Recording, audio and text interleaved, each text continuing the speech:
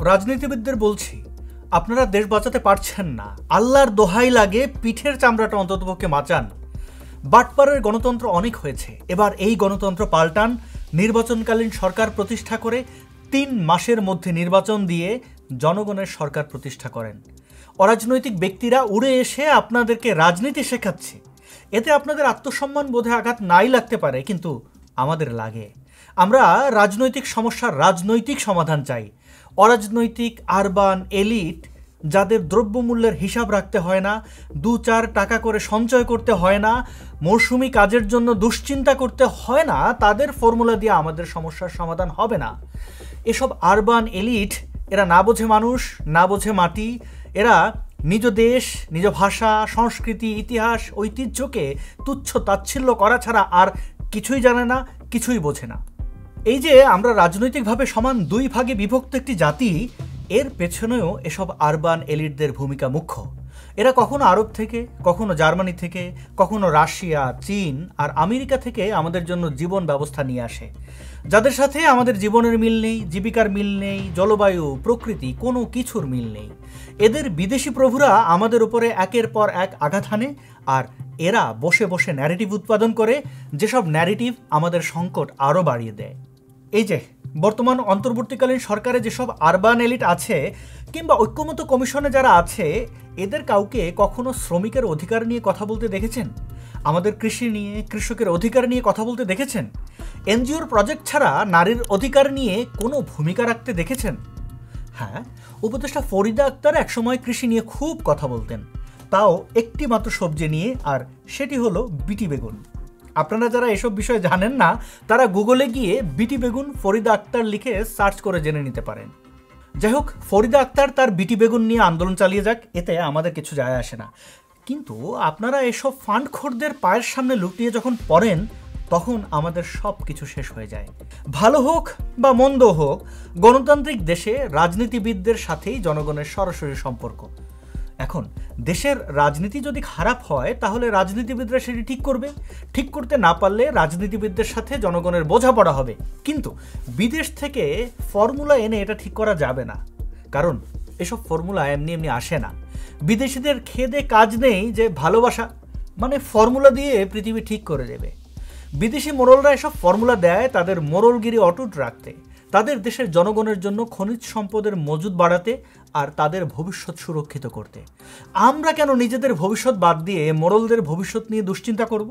এই যে বাটপার সরকারের প্রধান বাটপার ইউনুস, হাফ নোবেল লরিয়েট। আপনারা এখনও বুঝতে পারছেন না কাদের প্রয়োজনে তাকে নোবেল দেওয়া হয়েছে, কিংবা নোবেল শান্তি পুরস্কারটা আসলে কাদেরকে দেওয়া হয়। দেশের কেউ নোবেল পেয়েছে ভেবে নাচতে নাচতে নাঙ্গা হয়ে যাওয়ার অধিকার আপনার আছে, কিন্তু তাকে দিয়ে দেশের গণতন্ত্র, ইতিহাস, ঐতিহ্যকে নাঙ্গা করার অধিকার আপনাদের নেই। আপনারা রাজনীতিতে ব্যর্থ হয়েছেন, এটা সত্য, কিন্তু এর মানে এই না যে সেই রাজনীতি ঠিক করতেও ব্যর্থ হওয়া লাগবে। মানে এরকম কোনো নিয়ম নেই আর কি। গণতন্ত্রের শর্ত হচ্ছে রাজনীতিবিদরা সংকটে পড়লে জনগণের দ্বারস্থ হবেন, কিন্তু আপনারা দ্বারস্থ হলেন একজন হাফ নোবেল লরিয়েটের, যিনি কিনা 20 বছর আগে ক্ষমতা দখল করতে গিয়ে ব্যর্থ হয়েছেন। পরে দেমাগ দেখিয়ে রাজনৈতিক দল প্রতিষ্ঠা করতে চেয়ে জনগণকে SMS করেছিলেন। SMS-এর জবাবে জনগণ তাকে মধ্যমা দেখিয়েছিল। হতাশ ইউনুস তখন বলেছিল রাজনীতি খুব টক, রাজনীতি খেলে পেট খারাপ হবে। কিন্তু অপমানের জ্বালা কি আর সহজে বলা যায়? এই জ্বালা মেটাতে হবে না, তাই তো আপলিটিক্যাল আহম্মুকদের দিয়ে অভ্যুত্থান ঘটিয়ে হাফ নোবেল এখন জনগণের উপর প্রতিশোধ নিচ্ছে। বিদেশে গিয়ে বাংলাদেশের জনগণের নামে বদনাম করছে, বলছে বাংলাদেশের জনগণ গণতন্ত্র বোঝে না, তারা টাকার বিনিময়ে ভোট দেয়। অথচ এই বদমাসটা জানে না আওয়ামী লীগের আমলের শেষ 3টা নির্বাচনে টাকার ছড়াছড়ি ছিল, কিন্তু এই 3টা নির্বাচনেই ইতিহাসের সবচেয়ে কম ভোট কাস্ট হয়েছে। অথচ একই সরকারের আমলে সব দলের অংশগ্রহণে স্থানীয় সরকার নির্বাচনে ভোট কেন্দ্রগুলোয় উপচে পড়া ভিড় ছিল, কারণ জনগণ তার ভোটাধিকারের মাহাত্ম্য বোঝে। জনগণ জানে এই অধিকার কিভাবে উপভোগ করতে হয়, উদযাপন করতে হয়। দুঃখজনক হলেও সত্য, বাংলাদেশের রাজনীতি মূলত 2 ভাগে বিভক্ত, আওয়ামী রাজনীতি এবং আওয়ামী বিরোধী রাজনীতি। আওয়ামী রাজনীতির নেতৃত্ব দেয় আওয়ামী লীগ, এবং এটি মূলত আওয়ামী লীগেরই রাজনীতি। মুক্তিযুদ্ধ, সেকুলারিজম, উন্নয়ন ইত্যাদির কথা বলে ভোট আদায় করার ক্ষেত্রে দলটির সফলতা বেশ ঈর্ষণীয়, যদিও তারা মূলত দুর্বৃত্তায়নের রাজনীতিই করে। অপরদিকে আওয়ামী বিরোধী রাজনীতির নেতৃত্ব দেয় বিএনপি। দুঃখজনক বিষয় হচ্ছে এই দলটির জন্ম এবং রাজনীতি দুটোই মুক্তিযুদ্ধ বিরোধী। বাংলাদেশের জন্ম হয়েছিল সামরিক স্বৈরাচারের সাথে লড়াই করতে করতে। একজন জেনারেল ক্ষমতা দখল করবেন, রাজনৈতিক দল বানাবেন, এসব দেখার জন্য বাংলাদেশের জন্ম হয়নি। জিয়ার ক্ষমতা দখল এবং রাজনৈতিক দল গঠন আমাদের স্বাধীনতা সংগ্রামের মূল ভিত্তিতে সরাসরি আঘাত করে এবং করেই যাচ্ছে। মুক্তিযুদ্ধ বিরোধী সব রাজনৈতিক দলের মা হলো বিএনপি আর বাবা হলো জামায়াত। কি সুন্দর এক পরিবার তাদের। শুধুমাত্র দেশ বিরোধী তৎপরতার সময় তারা তাদের পরিবারের সকল সদস্য এবং নিকট ও দুঃসম্পর্কের সব আত্মীয় স্বজন নিয়ে ঐক্যবদ্ধ থাকে। বর্তমান পরিস্থিতি দেখুন, ঐক্যবদ্ধ হয়ে বিএনপি পরিবার কি করছে? ইউনূসের নেতৃত্বে দেশের মারছে। অথচ দেশের প্রয়োজনে, দেশের মানুষের প্রয়োজনে বিএনপি কখনোই জাতীয় ঐক্য তৈরি করতে পারেনি। জাতীয় ঐক্য তো দূরে থাক, পারিবারিক ঐক্যও তৈরি করতে পারেনি। আওয়ামী লীগ যখন একের পর এক বিতর্কিত নির্বাচন দিয়ে দেশের গণতন্ত্রকে হুমকির মুখে নিয়ে যাচ্ছিল, বিএনপি তখন কি করছিল? বিএনপিকে তখন বাকি সবগুলো রাজনৈতিক দলকে ঐক্যবদ্ধ করেছিল? সবগুলো দলের আশ্রয়ে হয়ে গণতন্ত্র রক্ষার জন্য, দেশ বাঁচানোর জন্য জীবনপণ লড়াই করেছিল? না, করেনি। কারণ বিএনপি তখন অন্য কিছু নিয়ে ব্যস্ত ছিল। দলের চেয়ারপারসন খালেদা জিয়ার বাড়ির জন্য আন্দোলন করছিল, খালেদা জিয়ার মুক্তির জন্য সংগ্রাম করছিল।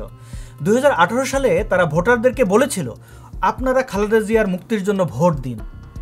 সেবার বিএনপি কিন্তু গণতন্ত্র রক্ষার জন্য কিংবা দেশ বাঁচানোর জন্য ভোট চায়নি। খালেদা জিয়া তো এখন মুক্ত, আমাদের গণতন্ত্রের কি অবস্থা? দেশটাই বা কেমন আছে? সে কি ঠিকমতো খায়, নিয়মিত স্কুলে যায়, শান্তিতে ঘুমায়, স্বপ্ন দেখে? শুনুন, হাসরের ময়দানে যেতে এখনো অনেক দেরি আছে। আমলনামা ঠিক করার সময় ফুরিয়ে যায়নি।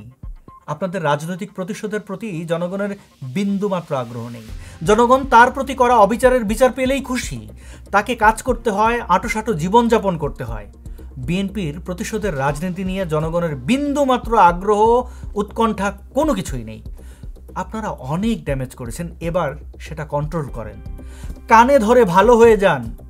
দেশে সুস্থ গণতন্ত্র আনতে হলে জামাতকে তালাক দিন, মুক্তিযুদ্ধ নিয়ে বদমাশি বন্ধ করেন, ইতিহাস বিকৃত করবেন না, পরাশক্তিগুলোর কথায় নাচবেন না। আপনি যতই এদিক সেদিক দৌড়দৌড়ি করেন না কেন, মুক্তিযুদ্ধ ঠিকই কান ধরে আপনাকে জনগণের কাছে নিয়ে আসবে। কারণ মুক্তিযুদ্ধ বাংলার জনগণকে একটি দেশ দিয়েছে, জাতিরাষ্ট্রের পরিচয় দিয়েছে, বেঁচে থাকার স্বপ্ন দিয়েছে। এই দেশের রাজনীতিবিদরা বাটপার ইউনূস ও তার গ্যাংয়ের পা চাটবে এজন্য দেশ স্বাধীন হয়নি। দেশের মানুষ গণতান্ত্রিক আন্দোলন সংগ্রামে এজন্য জীবন দেয়নি। দেশের রাজনীতি ঠিক করুন। অর্থনীতিতে ধস নেমেছে, নির্বাচিত সরকারকে ক্ষমতায় এনে অর্থনীতি ঠিক করুন। বেকার মানুষের মিছিল দীর্ঘ থেকে দীর্ঘতর হচ্ছে। জননিরাপত্তা বলে আর কিছু অবশিষ্ট নেই। নাগরিক আনন্দ উৎসব বলেও কিছু নেই। পররাষ্ট্রনীতি, আন্তর্জাতিক সম্পর্কেরও অস্তিত্ব নেই। শিক্ষা প্রতিষ্ঠানগুলো স্থবির হয়ে গেছে। সকল উন্নয়ন কর্মকাণ্ড বন্ধ হয়ে আছে। 4,000 কোটি টাকার প্রকল্পের প্রায় 97% শেষ হয়েছিল, অথচ এই সরকার সেই প্রকল্প বাতিল করে দিয়েছে। এসব তামাশা বন্ধ করুন। সংস্কার, জুলাই সনদ, পিআর, গণভোট এসবের সাথে জনমানুষের সংকটের কোনো সম্পর্ক নেই।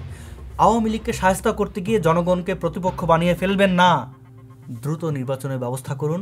আর ব্যালট পেপারে যেন সবগুলো মার্কা থাকে, সবগুলো মার্কা। সেটাও আপনাদেরকে নিশ্চিত করতে হবে যে সবগুলো মার্কা আছে, নৌকা সহ। ব্যালট পেপারে 2-4টা স্বাধীনতা বিরোধী মার্কা না থাকলে কিচ্ছু যায় আসে না, কিন্তু নৌকা মার্কা ছাড়া এই দেশে নির্বাচন সম্ভব নয়। মানুষ ভোট দেবে কি দেবে না সেটা মানুষের উপরে ছেড়ে দিন, ভোটারদের উপরে ছেড়ে দিন, কিন্তু আওয়ামী লীগকে নির্বাচনে আনতেই হবে আপনাদেরকে। আওয়ামী লীগ ছাড়া এই বাংলাদেশে নির্বাচন হবে না। এই নিয়ে কোনো গোয়ারতুমি করবেন না, কারণ গোয়ারতুমি করলে আপনাদের পিঠের চামড়া আর থাকবে না।